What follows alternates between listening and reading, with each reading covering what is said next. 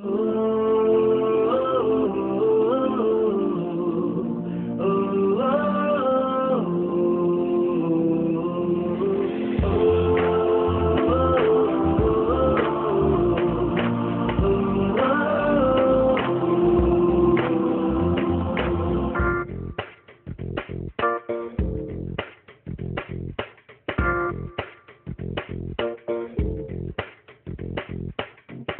दुनिया मेरी दुनिया मेरी दुनिया तू ही रे, मेरी खुशियाँ मेरी खुशियाँ मेरी खुशियाँ तू ही रे।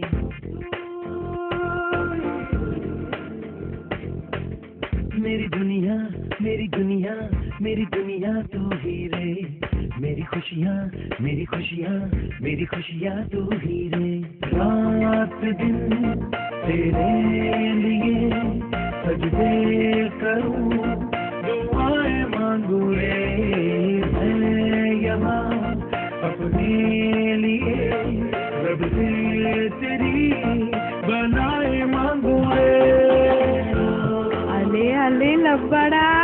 मम्मी पप्पांना सांग ना, मला उद्याच्या उद्या स्पोर्ट्स शूज. मम्मा आज मला टिफिन मध्ये भाजी नको, मॅगी पाहिजे. अगं आज सुट्टी आहे, झोपू दे त्याला. टॉम अँड जेरी बघून मगच अभ्यासाला बसणार. बाबांचा बाबा मला गेम खेळून कंटाळा आलाय, मला नवीन सीडी आणा. पिंकी, तुझे बूट पॉलिश करून ठेवलेत, आवर लवकर, स्कूल बस येईल आता. पप्पा उद्या मी स्कूल बस नाही येणार. मला काय करा.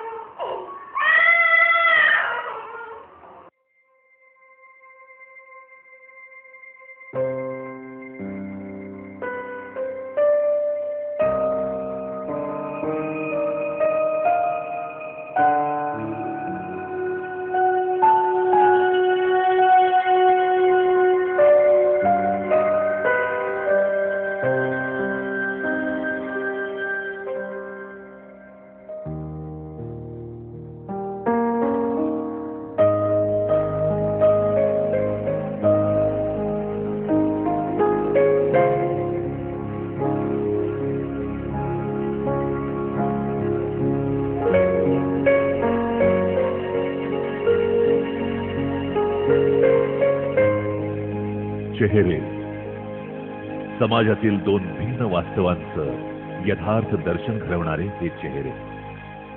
कुणाचे आहेत हे चेहरे? एक आहेत संपन्न सुखवस्तू कुटुंबातील गोंडस मुलांचे, आणि हे दुसरे अनाथ, निराधार, निराश्रित, विधी संघर्षग्रस्त बालकांचे, ज्यांना कुणाचाच आधार नाही, आपल्या भविष्याची कोणतीही कल्पना नाही. काय आहे त्यांचं भविष्य? कोण देणार त्यांना आधार? कोण सोडवणार त्यांच्या समस्या? याच समस्या दूर करण्यासाठी काही संवेदनशील मनांनी एकत्र येऊन 13 जुलै 1949 रोजी कोल्हापूर इथे जिल्हा परिवीक्षा व अनुरक्षण संघटना या नावानं एक संस्था स्थापन केली. पूर्वी त्याला रिमांड होम म्हणून ओळखलं जायचं. कोल्हापूर संस्थांचं विलिनीकरण झाल्यानंतर कॅप्टन नंजाप्पा यांनी कोल्हापूर जिल्ह्याचा कारभार हाती घेतला आणि या संस्थेचाही पाया घातला. संस्थानी रेसकोर्सची ही एक जागा.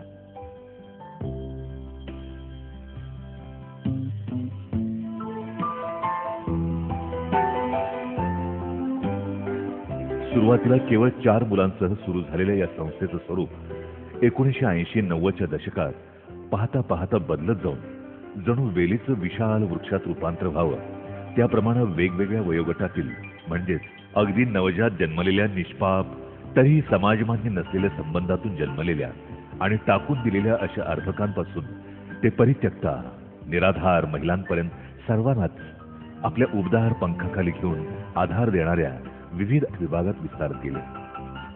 आणि पूर्वीचं रिमांड होम आत्ताचं बाल कल्याण संकुल झालं. डॉक्टर सर्वपल्ली राधाकृष्णन निरीक्षण गृह. कुसंगती अथवा परिस्थितीमुळे वाममार्गाला लागलेल्या आणि विधी संघर्षग्रस्त असणाऱ्या अल्पवयीन मुलांसाठी हा विभाग कार्यरत आहे. आजवर अशा सुमारे 8,000 मुलांचा सांभाळ या विभागानं अतिशय आस्थेनं केलाय. सांभाळ करण्याबरोबरच त्यांच्या पुनर्वसनाचा प्रयत्नही संस्था करते. त्यांना आवश्यक असणाऱ्या निवास, भोजन, स्वच्छतागृहांची सुविधाही इथं सुयोग्य केली आहे. सुदैवानं या विभागाला स्वतःची अशी प्रशस्त आणि सर्व सुविधायुक्त इमारत आहे. शिवाय सातत्यानं आवश्यक असणाऱ्या सोयी सुविधा आणि बदलांचा विचार आणि त्याची पूर्तताही इथं नेमानं होत असते. या विभागाच्या इमारतीची पायाभरणी तत्कालीन उपराष्ट्रपती राधाकृष्णन यांनी केली. सौ नलिनी शांताराम पंत वालावलकर कन्या निरीक्षण गृह. पुरुषांच्या वासनेला बळी पडलेल्या, वेश्या व्यवसायात गुरफटलेल्या, कौमार्य भंगानं घराला पारख्या झालेल्या, संपूर्णतः आईबापाचं छत्र हरपलेल्या अशा दुर्दैवी परिस्थितीच्या कचाट्यात सापडलेल्या अभागी मुलींचा सांभाळ इथं केला जातो. इथं त्यांच्या भविष्याला उज्ज्वल रूप देण्याचा निरंतर प्रयत्न केला जातो. कोल्हापुरातील शांताराम कृष्णाजी पंत वालावलकर कापड दुकान ट्रस्टचे अत्यंत मोलाचे सहकार्य या विभागाला मिळाले. सध्या सुमारे 100 मुलींना इथं विश्वासाचं, मायेचं छत्र लाभलं असून याच्या अधिक सुसज्जीकरणासाठी आणखीन मदतीच्या हातांची गरज आहे. या विभागासाठी सर्व सुविधायुक्त अशी सुसज्ज इमारत आहे. तसेच लहान मुलांना खेळण्यासाठी झोपाळे, घसरगुंडी याची उपलब्धता असणारी छोटेखानी बाग सुद्धा आहे. कन्या बालगृह.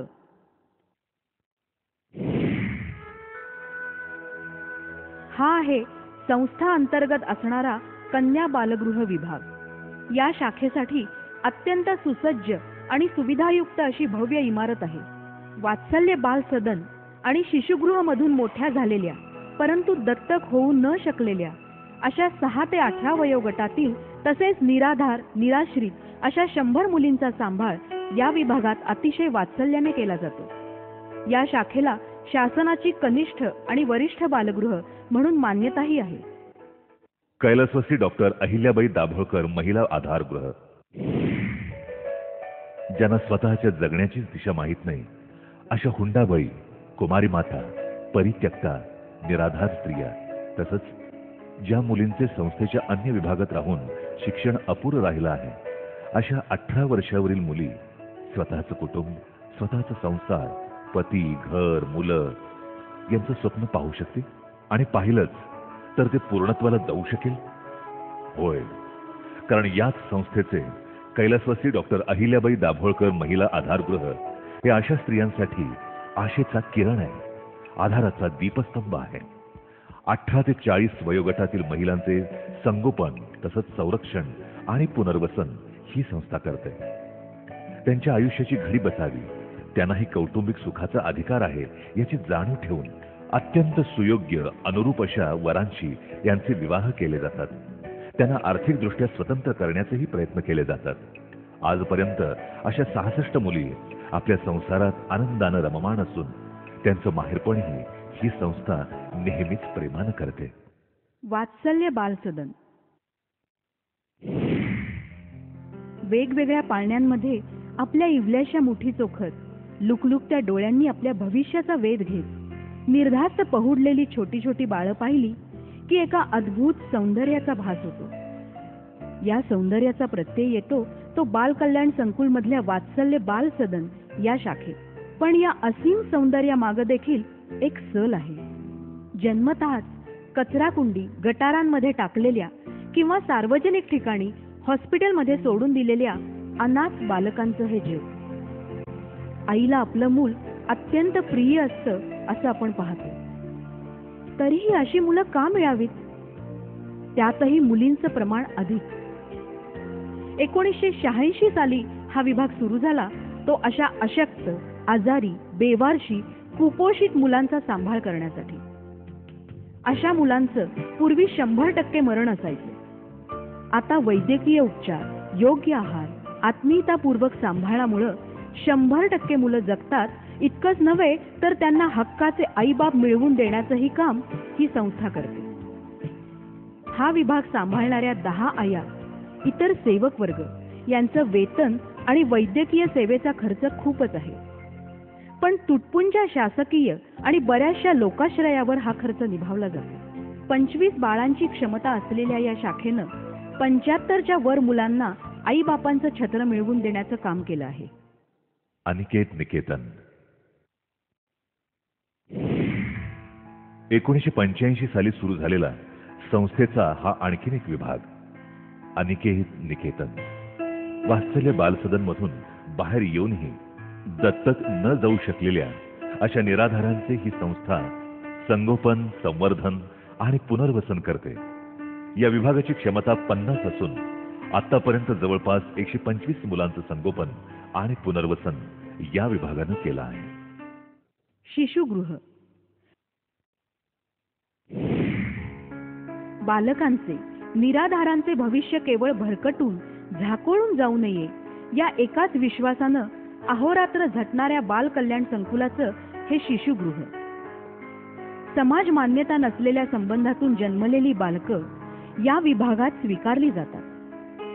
1996 साली सुरू झालेल्या या विभागाकडून जवळपास 125 बालकांना दत्तक विधानाद्वारे हक्काचा निवारा उपलब्ध करून दिला आहे. या विभागाला सेंट्रल अडॉप्शन रिसोर्स अथॉरिटी कडून अनुदानही मिळते. 20 क्षमतेच्या विभागासाठी मानद वैद्यकीय अधिकाऱ्यासह 11 कर्मचारीही आहेत. लवकरच या संस्थेची 40 बालकांसाठीची अद्ययावत सुसज्ज इमारत आकारास येत आहे. शिशु विहार केवळ संस्थेतीलच नव्हे तर समाजातील गरीब वर्गातल्या 3 ते 5 वर्षांच्या इतर मुलामुलींसाठी संस्थेतर्फे शिशु विहार चालवले जाते. यालाच पूरक असे सुसज्ज बालकुंजही विकसित केले आहे. सुसंस्कार विद्यालय संस्थेतील मुलांना शिक्षण देणं हे संस्थेचं महत्त्वाचं कर्तव्य आहे. परंतु अगदी लहान मुलांना बाहेरच्या शाळेत नेणं आणणं हे अतिशय गैरसोयीचं आणि जबाबदारीचं असल्यानं संस्थेनं 1986 साली आपल्या जागेतच 4थी पर्यंत शिक्षण देण्याची व्यवस्था केली. मग संस्थेतीलच कर्मचारी वर्ग शिक्षक म्हणून काम करू लागला. विना अनुदानित म्हणून शाळेला मान्यताही मिळाली. दिवसा शाळेचे वर्ग आणि रात्री निवासाची जागा असं हे या शाळेचं स्वरूप. जागेची खूपच अडचण होऊ लागली म्हणून याच वर्षी प्रायोगिक स्वरूपात या मुलांना शेजारील असणाऱ्या म्युनिसिपल शाळेत दाखल करण्यात आलं आहे. हवेशीर सुसज्ज जागा, खेळायला मैदान आणि संस्थेबाहेरच्या मुलांबरोबर शिक्षण यामुळं ही मुलं अधिक बहरतील असं वाटतंय. पाटी, दप्तर, डबा घेऊन ही मुलं रुबाबात शाळेत जातात तेव्हा एका वेगळ्याच आनंदात असतात. अर्थात संस्थेची स्वतंत्र शाळा तसंच इमारत बांधण्याची योजना आहेच. त्यावेळी संस्थेच्या शाळेत संस्थाबाह्य मुलंही शिक्षण घेऊ शकतील. तूर्त शाळा बाहेर नेली तरी संस्थेतील ग्रंथालय, संगणक, खेळघर, दृकश्राव्य साधनांचा उपभोग त्यांना घेता येतोच. इथल्या मुलामुलींचा सर्वांगीण विकास व्हावा, त्यांना मध्यमवर्गीय जनमानसांचं जीवन जगता यावं यासाठी संस्था सातत्यानं प्रयत्नशील असते. त्यासाठी संस्थेनं ज्ञान आणि रंजनासाठी सुसज्ज असे संगणक केंद्र, इंटरनेट या सुविधाही उपलब्ध केल्या आहेत, ज्याद्वारे मुलं कॉम्प्युटर गेम्स खेळणे, संगणकाचे विविध उपयोग शिकणे असे अनुभव घेऊ शकतात. मुलांच्या बौद्धिक विकासासाठी त्यांना वाचनाची आवड लागावी यासाठी संस्थेचे परिपूर्ण असे ग्रंथालय आहे.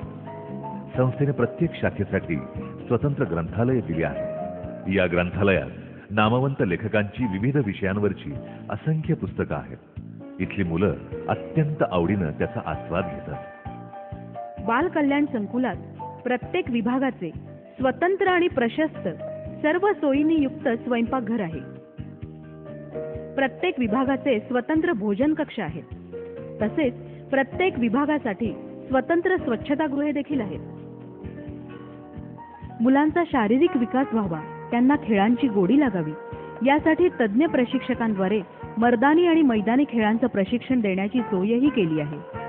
मुलांमधील सुप्त कलागुणांना वाव मिळावा, त्यांचा व्यक्तिमत्व विकास व्हावा यासाठी वेगवेगळी वाद्यही संस्थेनं उपलब्ध करून दिलेली आहेत. मुलांना स्वच्छ आणि मुबलक पाणी पिण्यास मिळावं, त्यांच्या आरोग्याचं रक्षण व्हावं यासाठी ॲक्वागार्डची ही सुविधा आहे.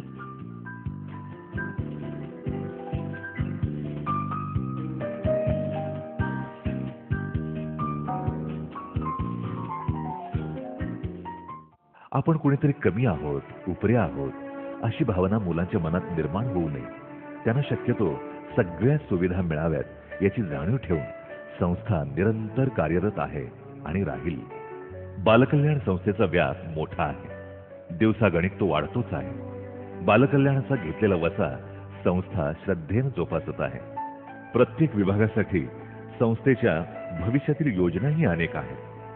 शासनाचं उदार सहाय्य आहेच, त्यासोबतच देणगीदारांचंही वेळोवेळी आर्थिक सहाय्य मिळत आहे. पण तरीही संस्थेपुढे अनेक अडचणीही आहेत. अनेक योजनांच्या पूर्ततेसाठी निधीची गरज आहे, नेहमीच असते. जगन्नाथाचा हा रथ पुढे नेण्यासाठी आपल्यातल्या प्रत्येकाच्या मदतीच्या हातांची संस्थेला गरज आहे. आपण प्रत्येकजणच कोणत्या ना कोणत्या प्रकारे, म्हणजेच आर्थिक किंवा वस्तुरूपाने किंवा वैयक्तिक सहभागाने संस्थेला अधिक बळ देऊ शकता. अर्थात आणखी एका गोष्टीची संस्थेचे पदाधिकारी नेहमीच जाणीव करून देतात. मुलांच्या आरोग्याची खबरदारी म्हणून देणगीद्वारे तयार खाण्याचे पदार्थ किंवा जेवण